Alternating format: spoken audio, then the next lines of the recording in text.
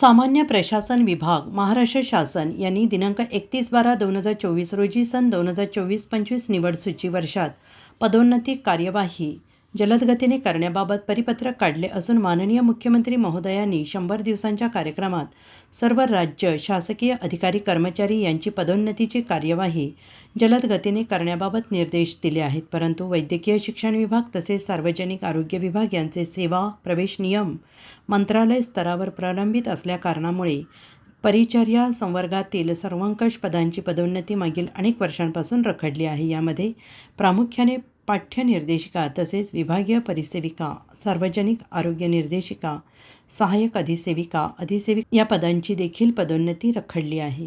पदोन्नती या सेवा ज्येष्ठतेच्या आधारे काढावी आणि ही संघटनेची आग्रही भूमिका आहे।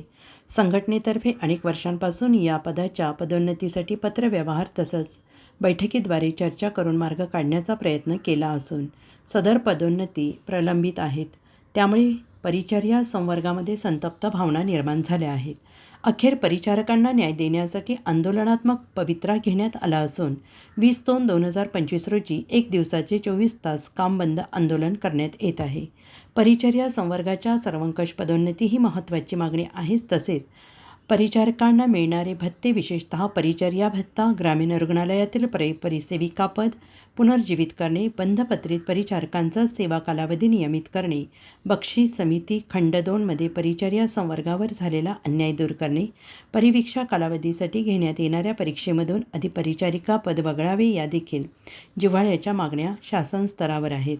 आज दिनांक 20/2/2025 रोजी Maharashtra government nurses federation Sangli शाखेच्या वतीनं सकाळ सत्रात पद्मभूषण वसंतदादा पाटील शासकीय रुग्णालयाच्या आवारात सदर मागण्यांबाबत निदर्शने करण्यात आली।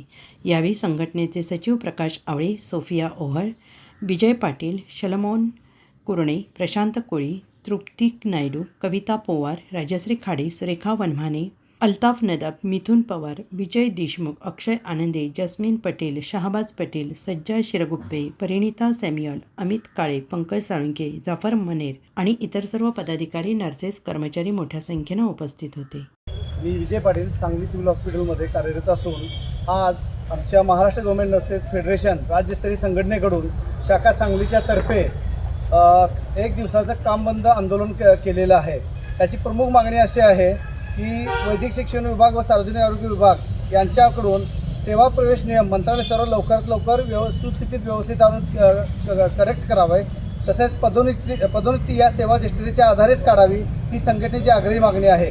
तसेच या पदामध्ये प्रामुख्याने पाठ्यनिर्देशिका पद, विभागीय परिसेविका, सार्वजनिक आरोग्य निर्देशिका, सहाय्यक अधिसेविका ही बरीचशी अशी जी काही पदं बऱ्याच वर्षापासून भरलेली नाही आहे, तर ती पदोन्नतीच्या रूपामध्ये पदोन्नती देऊन त्यांना लवकरात लवकर त्याचा मार्ग निकालात काढावा।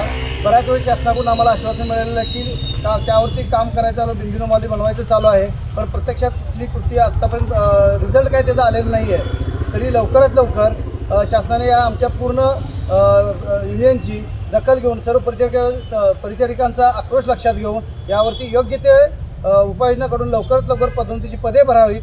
तरी आज या सांगली सिव्हिलमधून जवळजवळ 100 स्टाफ नर्सिंग स्टाफ पूर्णपणे संपावरती उतरलेला आहे। बरेच स्टाफ जे ज्युनियर आहेत, परिसेविका त्यांनी अधिपरिचारिका आहेत, ते काही रुग्णसेवा कुठल्याही प्रकारे विस्कळीत होऊ नये म्हणून त्या आत्ता सध्या कार्यरत आहेत। परंतु भविष्यात जर याचा विचार शासनाने केला नाही तर बेमुदत संपाचा आम्ही या माध्यमातून आम्ही आवाहन करतो आहे। तरी शासनाने कृपया आमच्या सर्व मागण्यांचा फेरविचार करून लवकरात लवकर यावरती योग्य तोडगा काढावा, जेणेकरून भविष्यात कुठल्याही प्रकारच्या रुग्णसेवेवरती परिणाम होणार नाही, अडचणी निर्माण होणार नाही। हमारी युनियन, हमारी ताकद।